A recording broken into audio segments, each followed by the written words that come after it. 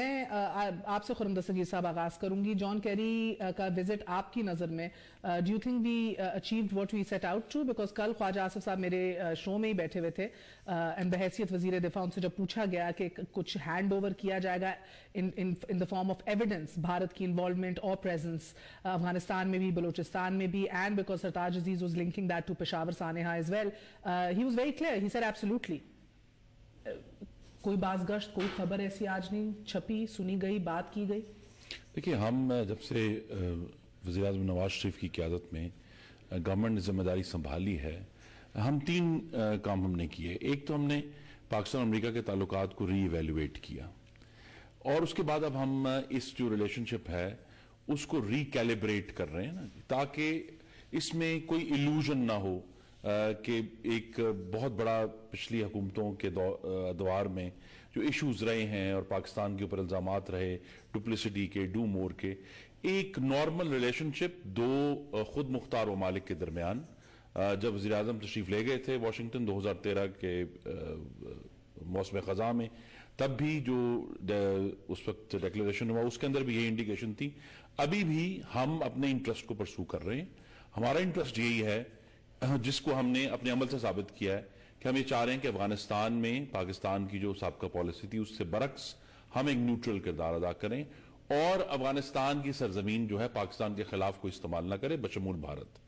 اس میں امریکہ کے ساتھ ہم نے بات کی ہے، لیکن الٹیمیٹلی یہ ہمارا اور افغانستان کا ایشو ہے جس کے اوپر جب پریزیڈنٹ اشرف غنی تشریف لائے تھے تو ہم نے کلیئرلی ان سے یہ گفتگو کی. مگر خرم صاحب مختصراً یہ فرما دیجئے کہ اگر ان سو مینی ٹرمز یہ کہا جاتا ہے کہ حقانی نیٹ ورک اور لشکر طیبہ ان کو دہشت گرد سمجھا جائے، ان کے خلاف کارروائی کی جائے نیچرلی اپنے انٹرسٹ اور بھارتی انٹرسٹ کو سامنے رکھ کر، تو کیا یہ نہیں کہا جا سکتا ان دا سیم بریتھ کہ بھارتی پریزنس یا بھارتی جو کارروائی ہے افغانی سرزمین کے اوپر اس کو بھی دیکھا جائے گا، اس کو بھی کرٹیل کرنے کی ضرورت ہے؟ وہ دیکھا جائے گا، اور یہ معاملہ جو ہے وہ کیسے دیکھا جائے گا؟ nobody speaks of it. مشیر خارجہ نے یہ معاملہ سامنے رکھا ہے.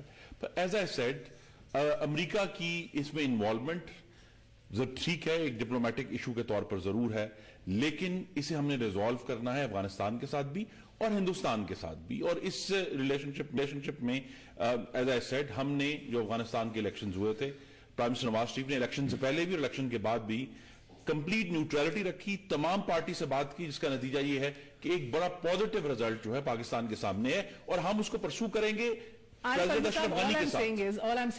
میں ذرا ریورڈ کر دیتی ہوں کہ اگر لشکر طیبہ کا بار بار ذکر امریکہ کر سکتا ہے تو کیوں اتنا مشکل ہے کہ اسی زبان سے یہ بھی کہہ دے کہ آپ کے خطے کے اندر امن قائم کرنے کے لیے کشمیر ایشو کو بھی ایڈریس کرنا بڑا ضروری ہے. کشمیر کا نام نہیں ادھر سے لیا جاتا. Why? Because Bharat has made it very clear, stay out of it. یہ ہمارا ذاتی مسئلہ ہے پاکستان اور بھارت کا. دیکھیے، میں اس کو پارٹیزان انداز سے نہیں دیکھوں گا. البتہ کشمیر ایشو کے حوالے سے ہماری ریزرویشن تھی کہ جب نواز شریف صاحب گئے تھے انوگریشن پر تو even then it was ignored. At the same time میں یہ کہتا ہوں کہ یار جان کیری صاحب جب یہاں پر آئے تھے تو یہ بات وربلائز ہو سکتی تھی. He could have played a better role. کہ آپ کو معلوم ہے ہمارے ایسٹرن بارڈر پر اسکرمش ہو رہی ہے بلا وجہ، ہمارے لوگ مارے جا رہے ہیں، ہمارے لوگ زخمی ہو رہے ہیں بائی بامبنگ فرام انڈیا. اس کو رکھنا چاہیے تھا، اس کے اوپر کوئی اوپینین لینا چاہیے تھا. کیری صاحب پاکستان آتے ہوئے کہتے ہیں جی میں مودی کے ویژن سے بہت امپریسڈ ہوں. اچھا، یقیناً آپ مودی کے ویژن سے امپریسڈ ہوں گے، مگر یہاں آ کر when you're talking about two countries you have to talk with about the deteriorating role جو انڈیا کے ساتھ ہمارا اس وقت بن رہا ہے. ایک بات. دوسری بات یہ کہ آپ نے کہا کہ مین کاز کشمیر ہے، اس کو تو ہینڈل کرو.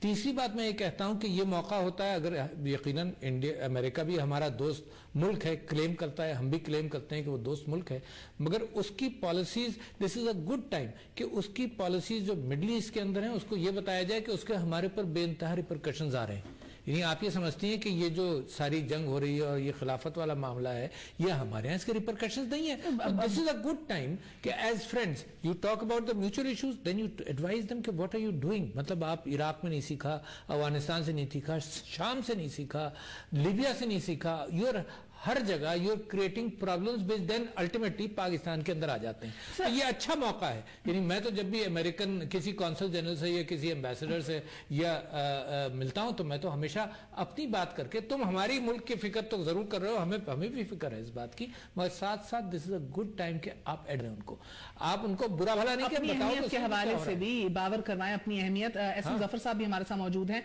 एसएम जफर साहब, आज बदकिस्मती से ये आजकल कोई कमी नहीं है कि आपके पास मवाद कम हो या आपके पास इस तरह की फुटेजेस और स्टेटमेंट्स कम हो। अजित डोवल जो नेशनल सिक्योरिटी के एडवाइजर हैं नरेंद्र मोदी के, उनकी जो टेप्ड फुटेज है कि डिफेंसिव स्ट्रैटेजी से डिफेंसिव ऑफेंसिव पे जाएंगे और किस तरह पाकिस्तान को हम लोगों ने डिस्टेबलाइज करना है। साथ ये भी कि अभी चीफ ऑफ आर्मी स्टाफ जो है भारत के, उनका भी बयान आया है कि कश्मीर के हवाले से जो प्रॉक्सी वॉर पाकिस्तान लड़ रहा है इसका भरपूर मुंह तोड़ जवाब देंगे। इंडियन कमांडोस को खुला हाथ दे दिया गया है, ये दोहराया है उनके वजीर दिफा ने भी, और साथ ये भी कहा है कि 6 माह के अंदर अंदर नतायज सामने रखे जाएंगे। इतने सख्त और हॉकिश बयानात जो हैं, इसके ऊपर हम भी खामोश हैं, हम अपनी डिप्लोमेसी कह लीजिए, अपनी लॉबिंग भी नहीं कर पाते फॉर सम रीजन कि इस तरह का कोई बयान जॉन कैरी से या किसी अमेरिकन डिप्लोमेट से भी उनकी जबान से निकवाल सकें जो हमारे फेवर में भी जाए। कमजोरी जरूर दिखाई देती है इसमें, लेकिन मालूम होता है कि हुकूमत इस वक्त पॉलिसी मुख्तलिफ अडॉप्ट किए हुए है। एक तो उनका फॉरेन मिनिस्टर पूरा फॉरेन मिनिस्टर नहीं है, एडवाइजर है, और उस वजह से भी तो कुछ दिक्कतें आ रही है कि उनको लोग बताते नहीं होंगे, उनकी मुलाकातों में बहुत सारी बातें उन तक नहीं पहुंचती होंगी क्योंकि वो कैबिनेट के मिनिस्टर नहीं है। और है तो बड़े काबिल आदमी, तजर्बाकार भी हैं, लेकिन काबिल और तजर्बाकार होना काफ़ी नहीं है, मनसब का होना भी बड़ा ज़रूरी था। दूसरी बात यह है कि हमारा इस वक्त अमेरिका के साथ एक मामले पर बहुत ही नज़दीकी है, और वो हम सब जानते हैं कि टेररिज्म का मसला है। वो जानता है अमेरिका के हमारे बगैर अफ़गानिस्तान में जो विड्रॉ कर रहे हैं वह अमन नहीं आ सकता। पाकिस्तान का रोल उन्होंने समझ लिया है कि बहुत अहम रोल है। इससे पहले शायद वो सूरत हाल तक पूरे उन्हें आगाही नहीं थी, और वो समझते थे कि काम चल जाएगा, हिंदुस्तान उसकी जगह तो ले लेंगे अमेरिका की जगह। अब इससे तो वो हट गए हैं। इस पॉलिसी को आगे बढ़ाने के लिए मेरा ख्याल है कि पाकिस्तान इस वक्त कोशिश कर रहा है। इसमें तो ज़रूर कामयाबी हुई है, और इसमें कामयाबी होती दिखाई दे रही है, क्योंकि उन्होंने भी अफगान के प्रेसिडेंट साहब से कुछ इसी किस्म के मैसेजेस दिए हैं कि आप दोनों के दरमियान जो इत्तेफाक हो रहा है वो बेहतर है। रही बात कि भारत की जानिब से, भारत के साथ उनके आजकल तिजारती मामला बहुत आगे बढ़ रहे हैं, और आप कहा जा रहा है कि वो चीन के मामले में भारत को एक इक़्तिसादी क़ुव्वत के तौर पर उभारना चाहते हैं। इस सिलसिले में उनका हमारी पॉलिसी से तज़ाद ज़रूर आता है, लेकिन हमें इसमें कोई इतराज़ नहीं कि कोई मुल्क किसी और मुल्क के साथ तिजारती मामला आगे बढ़ाए। हमें 2-3 चीज़ों पर एतराज़ है।